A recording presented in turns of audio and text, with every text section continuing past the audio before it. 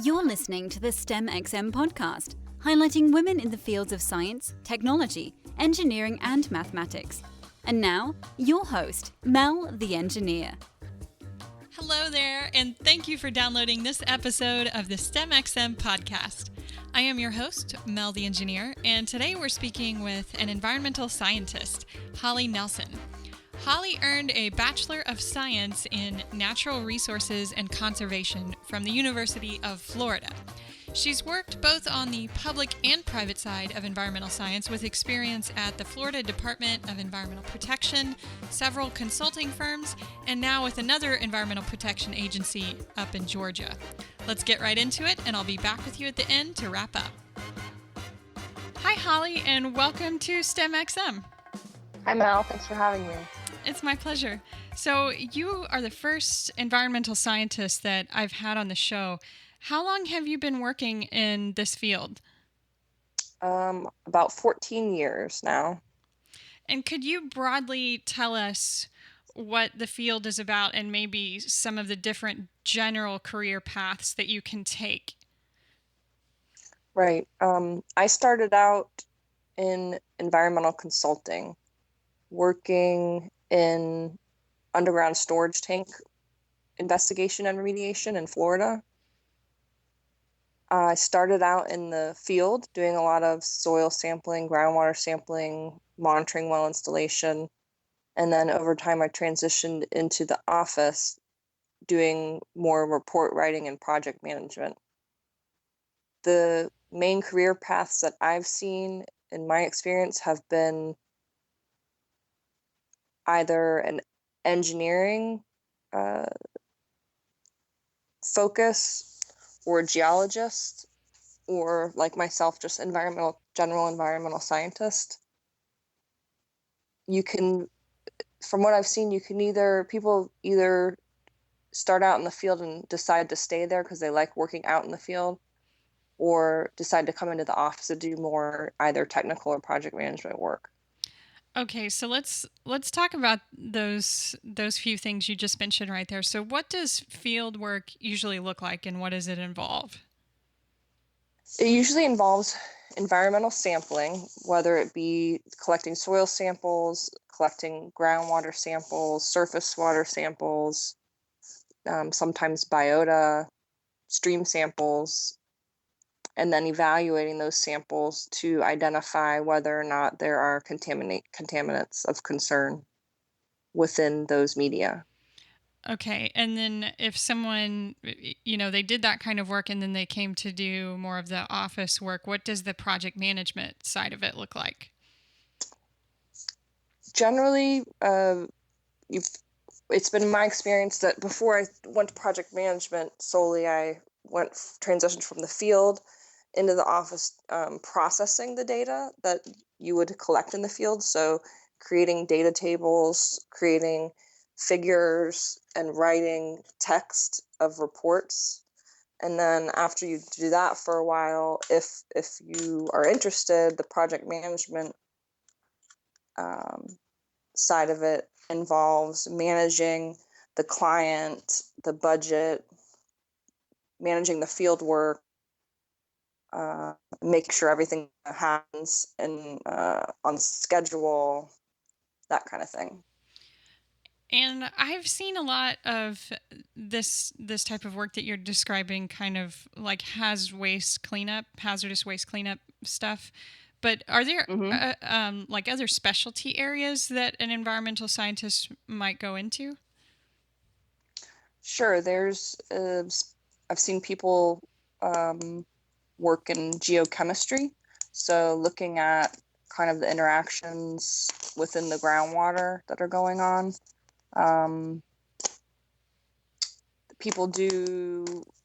I've seen worked with ecologists that do things like wetland delineation. Trying to think of, there's hydrogeologists that do modeling, groundwater modeling. And what's wetland delineation? What's it used for? It would be to identify where a wetland area starts and where the upland area um, the upland area, and that's generally used when they're doing building projects, construction, road construction, um, and that's in order to protect the wildlife and make sure they're not impacting wetlands, because a lot of times, depending on the type of wetland, they're protected areas. Okay. Where if they do build and if they do destroy some of the wetlands, they have to either mitigate, create wetlands in another area, that kind of thing. Okay, so that sounds pretty specific to a place like Florida where you've got a bunch of wetlands or swampy areas. So I just want to make sure I'm visualizing this right. So there's rules that protect these specific type of areas, and so an environmental scientist might get paid through a consulting service, for example, to look at where the wetland is, where it starts and stops when a developer wants to do something on or near that land, and then they might have to perform some kind of mitigation. Is that kind of how it goes? Yep, that's how it goes. Yep. Okay. Yeah.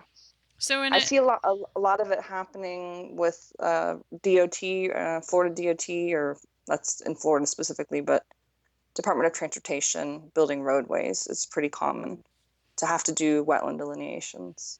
okay, so in another part of the country, there may be some other type of specific. Um, I don't even know how to just. Habitat. Yeah, some kind of habitat with some flora or fauna that is protected by law that they would have to go in and evaluate. Exactly. One example I can think of is in Alaska, where they've talked about doing oil drilling for oil. Um, it's not wetlands up there necessarily, but there's sensitive habitats that can be impacted by those type of activities. Okay, and so when you were younger, what drew you to studying in this particular field? I've always enjoyed nature, being outdoors. I remember probably in around fourth or fifth grade, recycling was a big deal, and it was kind of a new thing. And I kind of gravitated towards that for whatever reason. I don't really know why, but just protecting the environment and the critters and nature. That's really what got me into it. If you could go back to when you first went to college, do you think you would study the same thing over again? You know, I really enjoyed the degree program that I completed. However, looking back, I might probably would have maybe gotten a geology degree. And the reason for that is because you can become certified, become a professional, what they call a PG or professional geologist, where you can sign and seal documents. And that seems to be a benefit to job applying for different jobs. People really want to get either a professional geologist or professional engineer. Personally, I never would have gone into engineering. I'm not a big math lover, so that really was not an option for me, but I think geology definitely would have been a good option. Although I will say I enjoyed what I studied. I studied a lot of ecology and soil and water science. But like I said, as far as jobs and things that I've seen a lot of um, job. I can't even think of the word right now. Like opportunities? Right, opportunities, postings, job Oh, requesting someone with a geology background specifically. right. Okay. So for our listeners who aren't familiar with what that means to be a PG, like a licensed professional geologist, can you maybe describe a little bit more um, how how that gets I don't want to say it gets that person ahead, but what Right. what opportunity that may open up, and why there's a licensure for a professional geologist, but there's not a professional license that's regulated for an environmental scientist per se. That's a great question, and I honestly don't know the answer to that. Since I'm not a geologist, I honestly don't really completely understand what it is that they do differently, but I has something to do with um, being qualified to make certain types of decisions based on the degree program that you went through and the number of years of experience that you've gotten out of college. There are licenses that you can get as an environmental scientist, but they're not as technically sought after, in my experience, as, for example, the PG or the PE. Okay, gotcha. Did you do any internships while you were in school? I did, actually. That's how I got my first job. I interned for a consulting firm that was local in Gainesville, Florida, where I went to school at University of Florida. They had participated in a job fair, and I worked there over the summer before I graduated, and they ended up hiring me full time once I graduated. So it was a very good um, experience for me. What type of services did they offer, and what were you typically working on? They had three main areas, actually. They had a civil engineering group that did stormwater plans and municipal water plans, things like that. They had a biology group that did benthic invertebrate studies, wetland delineations, stream um, studies. And then they had what they called their hazardous waste group, which was basically their investigation and remediation division that did uh, went out and investigated contaminated sites, delineated the contamination, and then implemented some sort of remedy to clean it up. And I started out in the benthic lab when I was interning, and then they had a position opening in the hazardous waste group, which is where I started out. So I started out going out and doing soil sampling, groundwater sampling, and assisting with monitoring well installation. Okay, so I'm not gonna lie, I don't know what benthic means. So what is a benthic lab? What we did there was they would go out to streams and they would collect samples of water that also had organisms, microorganisms and macroorganisms, and they would, based on the types and the numbers of organisms that they would identify in those water samples, that was a method for them to the water quality of that stream area. So they Okay. had biologists go with nets and things like that and catch, and then they would bring it back to the lab. And then as an intern, I was given the great job of separating them all into the various types, looking under a microscope, and then they would come in and count them. Okay, very cool. All right. So then you transitioned to the hazardous waste group. So for a listener who might not be familiar at all with hazardous waste cleanup or the process, can you kind of walk us through at a high level, like where you, Sure. yeah, so you'd have a contaminated site, who contaminated it, who has to clean it up, where does the money come from, that sort of thing. Sure. There's many different types of hazardous sites. The where I started out, they did a lot of work for what was called at the time the Florida Pre-Approval Program, that was paid for by the state of Florida. I believe it was paid for by taxes that were paid by the different gas stations that sold gasoline that had underground storage tanks. So they would pay a certain amount of tax on each um, penny, I think, a quarter of a penny or something like that, per gallon of gas that they purchased. And it would go into this fund. And then if the gas stations ever had a release or they found contamination, would pay to clean it up. So gas stations was a pretty common, and still is a pretty common location for contamination to be released. The tanks underground, over time they would corrode, or there would just be little leaks at the different fittings and whatnot. They've since enacted, over time the laws have gotten more stringent, and they now have like double walled systems. Yeah. It's more contamination to reach the environment than Yeah. it once was. Yeah, it seems like that should have been kind of in place from the start, some kind of double-walled system. I wonder why it's taken so much time to get something like that into place, because I know that a lot of money has been spent on a cleanup of such sites. Mm-hmm. Yeah, I think it goes back to where we see a lot of the same issues at different types of sites, was just ignorance back in the 50s and 60s and 70s, before the major federal laws came into play.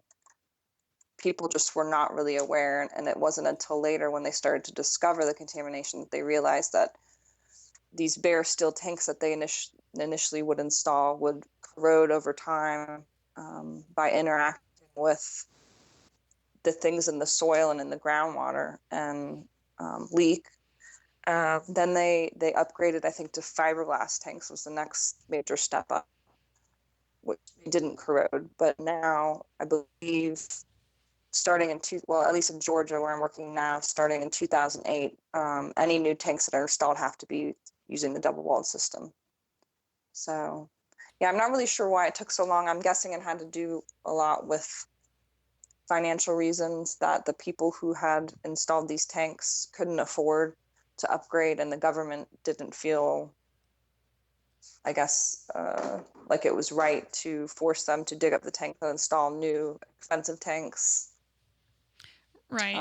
And nor did the government have money to pay for it. So they implemented kind of some monitoring measures instead, where they would have to test their leak detection equipment once a year, and they'd have to do monthly monitoring, where they would use the tanks and see where they were at and see how much gas they were selling and make sure it wasn't leaking. So they did have rules in place over time to try to mitigate the possibility of leaking.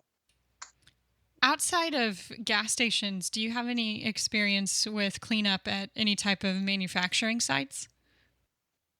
I do. I have worked at a former pharmaceutical plant where we were doing some decommissioning work. It was an old plant that was being shut down. So they had tons of, 50,000 gallon above ground storage tanks full of really nasty chemicals that they had to clean out the tanks. They had areas where they had stored hazardous waste that had to be, the concrete pads where the hazardous waste, had been housed, had to be tested to make sure it wasn't contaminated. And they had this particular facility had releases over the years, and so they did have some groundwater and soil contamination that had to be remediated as well. I've also worked at chemical manufacturing and distribution facilities, very similar to the pharmaceuticals, where they have big above ground storage tanks. They've got areas where they mix the chemicals. They've got areas where they store the waste, those types of things. And it's been my experience that most of the contamination at these types of sites happened back before the laws were enacted, or before they were really accepted, I guess, by the industry. In that, Go ahead. I was just going to ask, in that type of situation, is it the current owner of the facility that's responsible for performing these tests and cleanups? Generally, yes. There are cases where facilities have, or where landowners per se have found contamination on a property that they purchased from somebody, where the previous owner has agreed to take care of the cleanup, but generally it's the current land. It always defaults to the current landowner. Okay. It's a kind of common practice nowadays whenever banks loan money to people that they require, they call it one assessment and sometimes a phase two assessment be conducted to make sure that there's not any ongoing existing environmental impacts before the new owner purchased the property. But there are cases where that's not required, like if someone pays with cash. And I've seen that happen to people. They invest their life savings into a piece of property and then come to find out, back in the 70s, there was a dry cleaner at the site and it's contaminated. And the previous owner is long gone, passed away, can't, or you just can't track them down, and then they're kind of stuck with it. So it's definitely important in this day and age to, whenever you're buying property, to look at the former uses of that property to make sure that there could not be some environmental contamination existing, because you might be responsible for it later on. Could you just briefly describe what a phase one and phase two site assessment are, and then maybe how did you learn about how to conduct those? Was that something you learned in school or learn with on-the-job experience? Sure. I learned about phase one and phase two audits on the job. I did not learn about them in school. A phase one generally consists of a site visit where you go out and look around and see if you can find anything that might have indicated there was environmental contamination, such as maybe an old tank or old drums that are left behind, or dead vegetation, or stained soil. And then you also do, the other big part of a phase one is to go through and do more of a desktop review of the history of that piece of property, going back to see what businesses had previously been there, if any.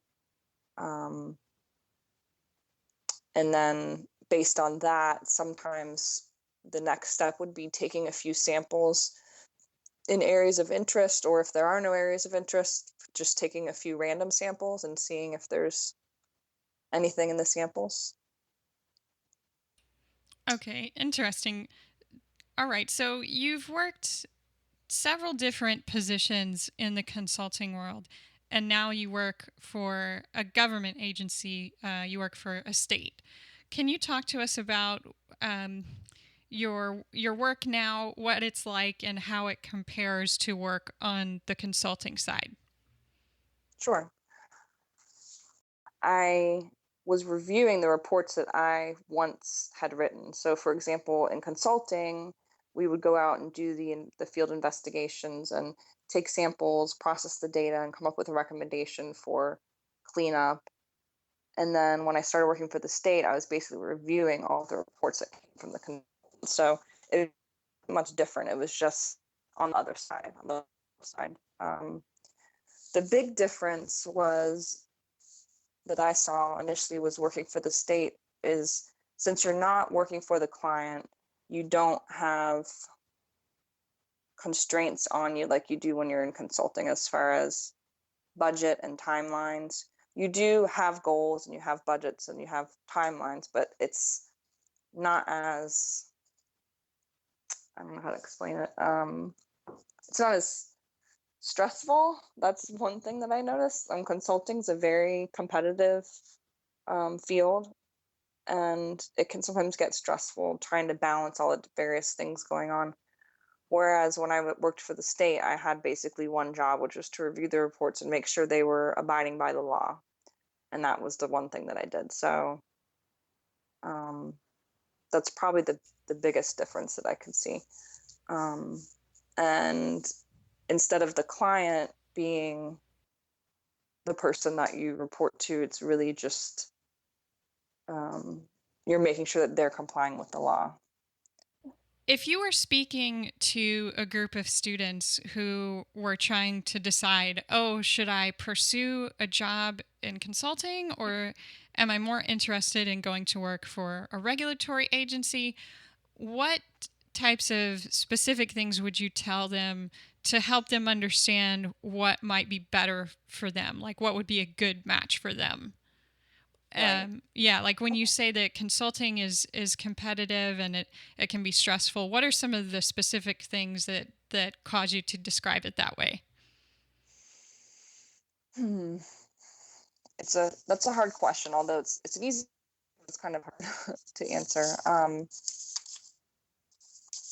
Personally, I'm thankful that I've had the experience working for both, and I really would um, encourage people that are looking at working in either consulting or the state to at some point um, go work for the other side just to see, what might be better for them. But I can say off the top of my head, work-life balance is better when you work for a regulatory agency. Generally, that's at least been my experience. I can't say that for every agency. So you work your 8 to 5 or whatever 8-hour schedule you have, and you pretty much stay that consistent. They like people to work that same schedule consistently. Whereas in consulting, you could come in later, but you'd stay later, or a lot of times you might have to work on the weekends or the evenings if you've got a big project that's due. There are benefits to consulting that I see over the regulatory agency side, although I really only worked on the regulatory side for a short time. During my time in consulting, I was exposed to a lot of different types of projects, a very technical, complicated things. And you do see that on the regulatory side, but depending on what department you work in, I could see how you might get kind of, I don't want to say stuck doing the same thing, but there may not be as many opportunities for advancement because of just the budgetary constraints on a government job.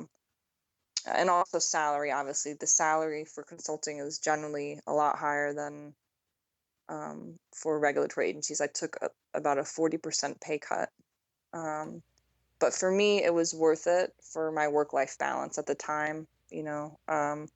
Consulting was good to me for a lot of years, but it just got to the point where I just didn't want to work as many hours and wanted more of a low-stress job. And the government job gives you that. It's just more known to be more of a family-oriented, flexible. There's a lot of like working moms that I work with where they have more flexible schedules. So I would say if you're young and you don't mind working a lot of hours and you want to really get out there and learn all of the cutting edge technology that's going on, consulting would be where I'd go. Whereas if you're wanting to say start a family and you want to know more and you don't want to be working on the weekends or the evenings, then I would probably go on the government side. There used to be a big benefit working for the government where they would do pensions, and some agencies still do. The one that I currently work for doesn't do it anymore. So unfortunately, it seems the benefits working for a government agency have kind of, as far as financial benefits, have kind of gone down since back 30 years ago, you could work for the government for 30 years and then retire and get 80% of your salary. Right, and I'm glad you brought this up. I just wanted to say I think this is something important to bring up to young students today, especially as they're coming out of university with more school loan debt. So, that can be an important long-term consideration when you need to think about even when you're coming out of college, you need to think about both managing your debt as well as your ability to plan and save for retirement. So Definitely. yeah, so that's an important factor to bring up for decision making. Mm-hmm. I mean, I don't want to sway anyone one way or the other, but personally, I think when you're young and you've got a lot of energy and you're hungry, that's where it makes sense to work for the consulting company, versus say starting out working for a government agency and then going into consulting. But some people have done that and they've been very successful, because you do learn a lot of things, regulatory details and things related to actual laws, environmental laws, while you're working for the government versus when you're in consulting. So, you really could go either way. That's why I think internships are very important.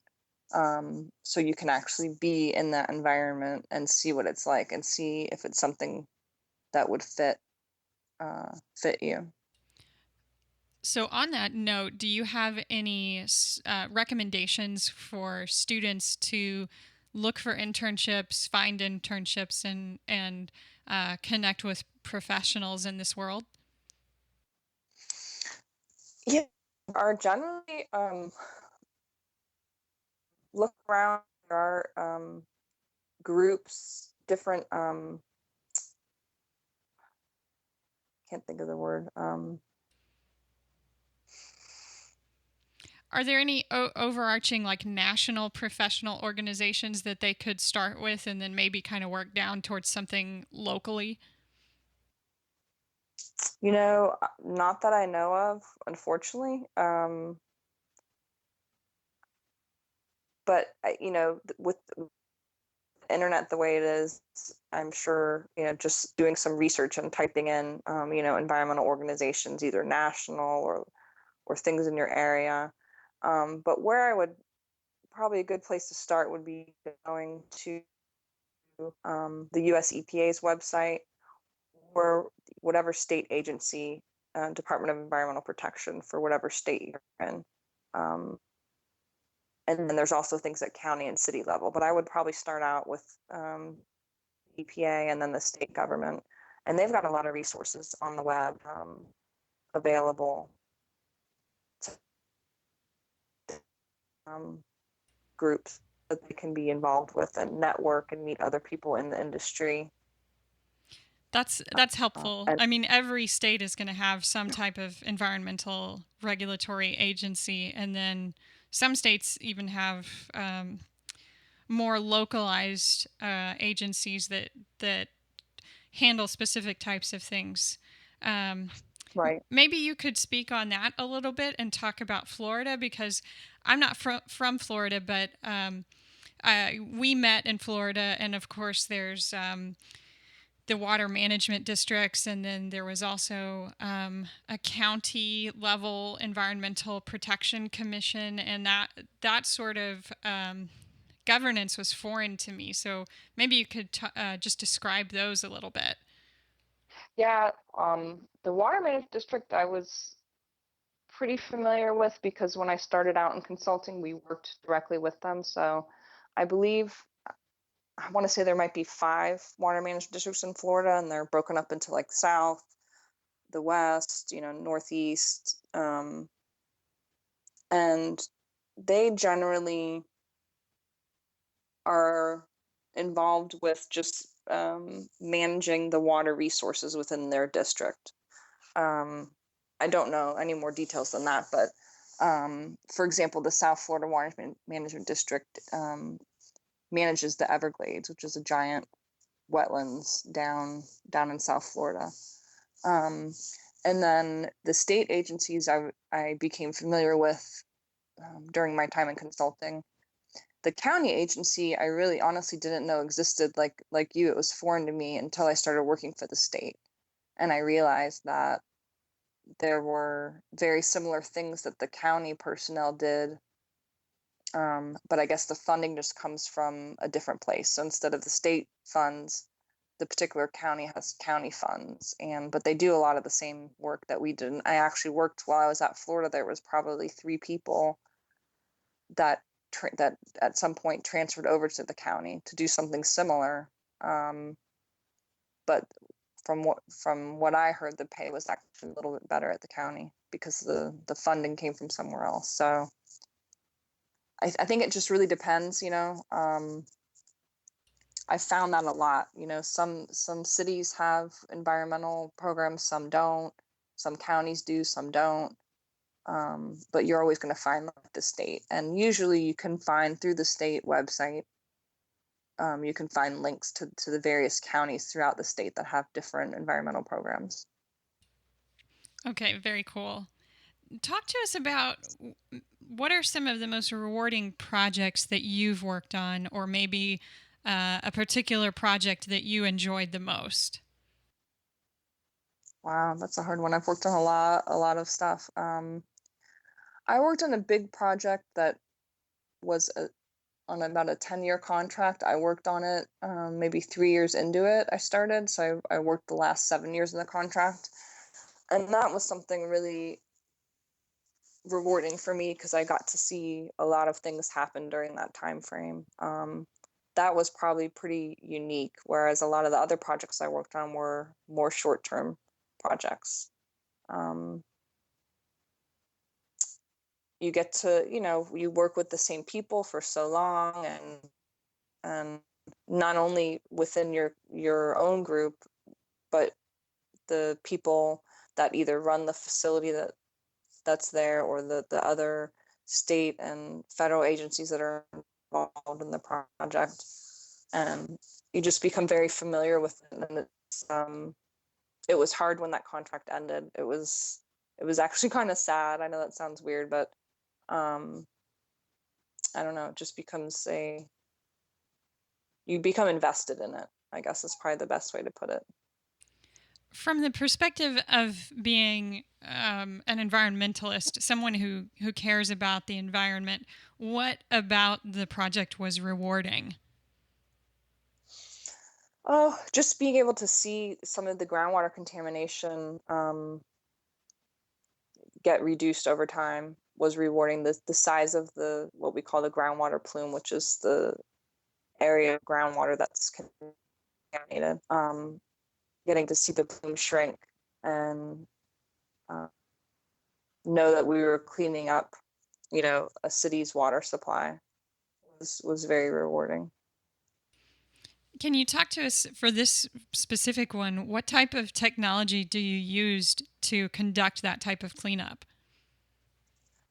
We did a combination of groundwater extraction and treatment, which is where you have wells underground that pump the water out, and then it comes above ground and it gets processed. I think in this case we used carbon to pull out the contaminants, and then the water got either re-injected into the ground or it got discharged into a nearby waterway. Okay. They also, oh, sorry, go ahead. No, go ahead. They also did some in situ, they call in situ remediation, where they injected various chemicals into the ground to cause different either chemical or biological reactions to occur that would also degrade the compounds into less hazardous compounds, like in the ground. Mm-hmm. But by and large, it's groundwater extraction is pretty common. It's a pretty common way.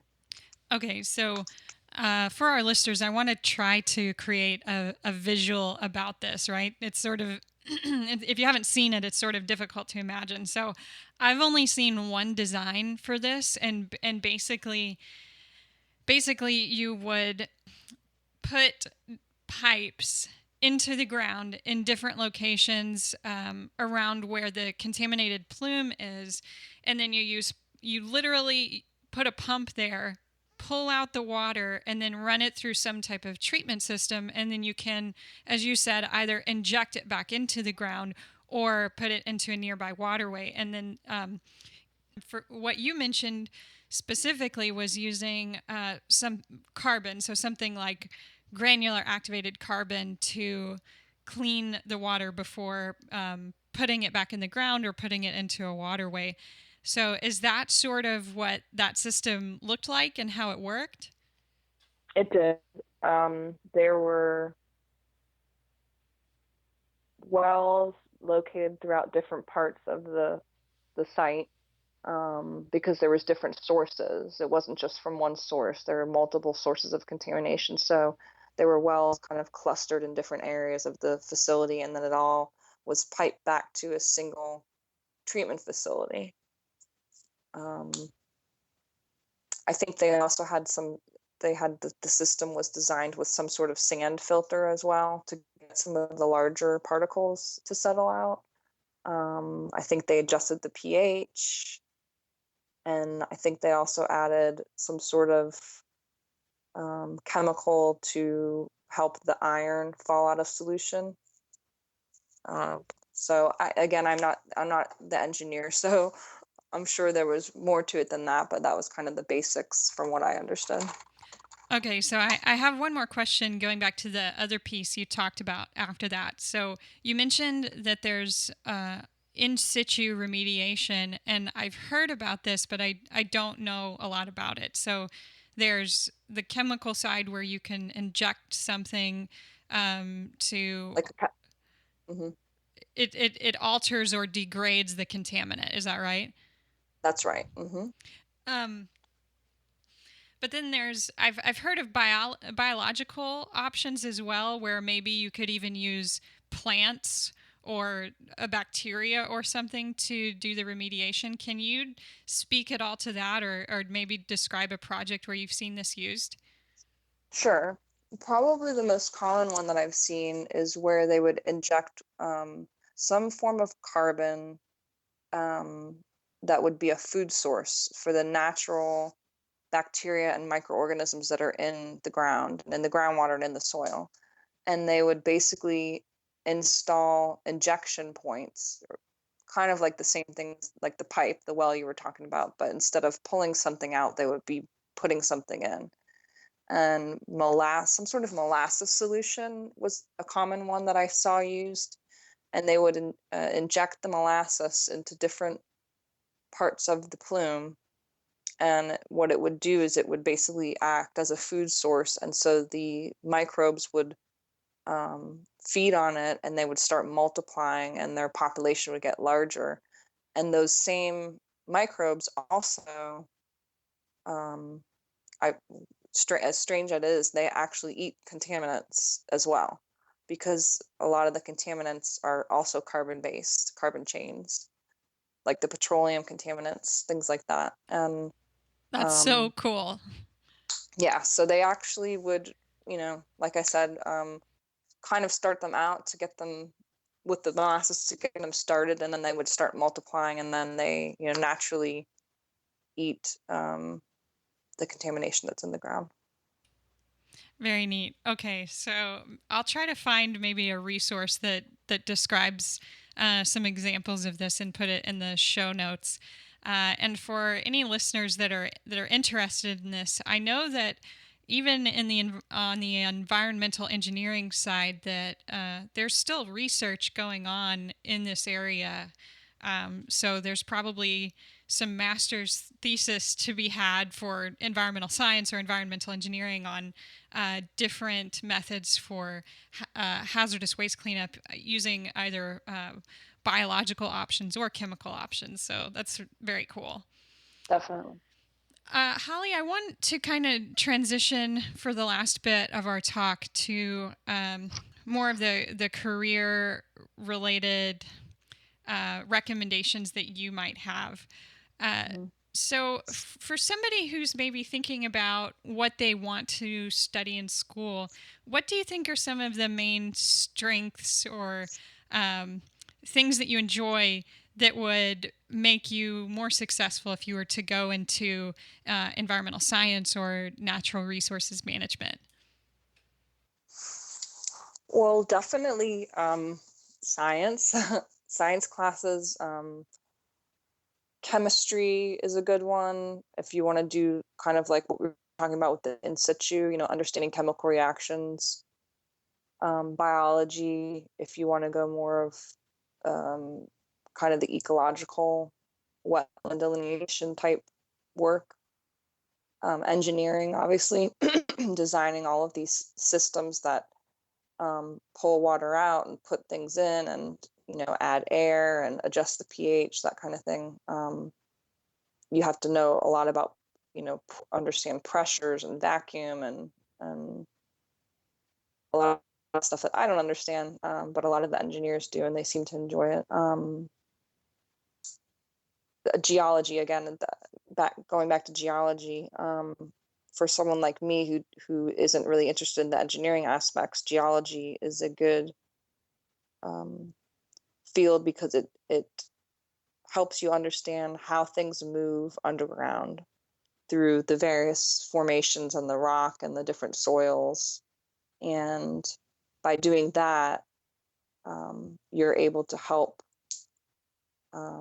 investigate where things might, if say a leaking tank was located at point X and it leaked, being able to figure out where that leak may have gone, because that's a big part of what we do, is not only identifying the problem, but figuring out where it goes, in what direction and how far.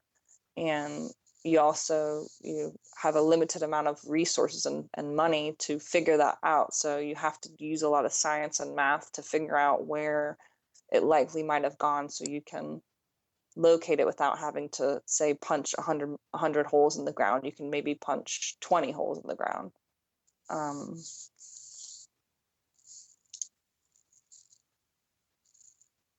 I guess that's probably it. I don't know if I answered your question or if you were looking for something else. No, that's good.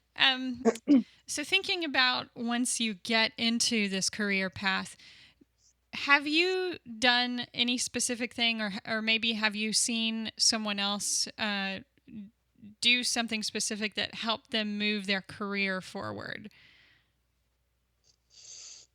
Probably people who specialize in certain things. I've seen them, for example, like the biological or the chemical in situ remediation that we were talking about is a pretty specialized field, and not a lot of people understand it. So I have seen people really kind of hone in on that, and on their own time, in addition to after getting to school, do a lot of research on their own, trying to keep up with all the cutting edge technologies and things that are out there, and research. It's not stuff that you necessarily will get taught. A lot of it you have to go out and kind of teach yourself. Sometimes you get lucky and you may get to work under someone, and learn that way. But a lot of people that I've seen be successful kind of, do that on their own.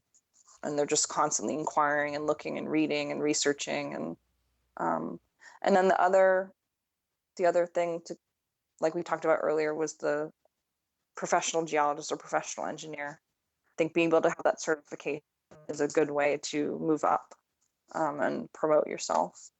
So to end, is there any kind of final advice or thoughts that you'd want to share with young people, that are looking to go into some kind of environmental field? Any last thoughts on on advice for them? Sure, definitely. I think probably one of the smartest things to do would obviously be to get an internship.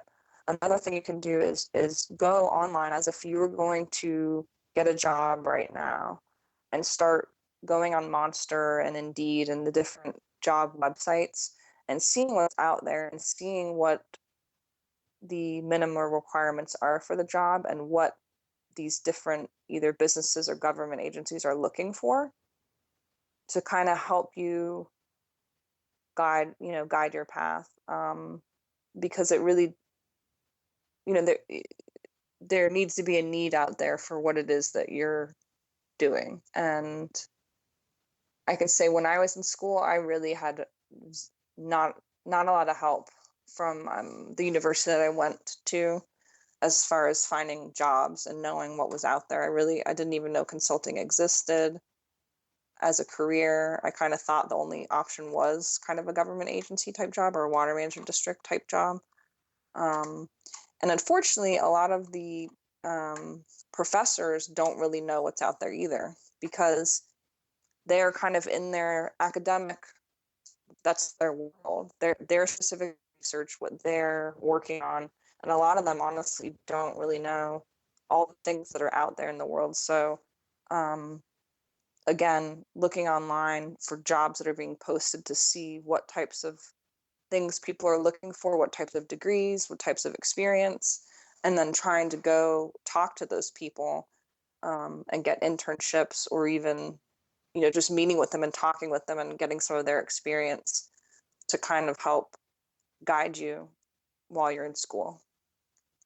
Yeah, that's fantastic advice. You brought up two really important things there. I love the idea of looking at positions that are open now and sort of reverse engineering, so you can look at what's open and say, okay, well, a few years from now when I finish school, I want to be able to get this type of position, and their requirements are XYZ, so I'm going to have to accomplish and make sure I get experience with XYZ so that I can land this job. So that's great advice. And then I think what you mentioned about the, professors not really knowing your options and being able to help with guidance in that realm, that's probably true for lots of different fields. I think, no matter what major you have, if your professor has never worked anywhere outside of academia, they're just not going to know all of the options that will be available to you. So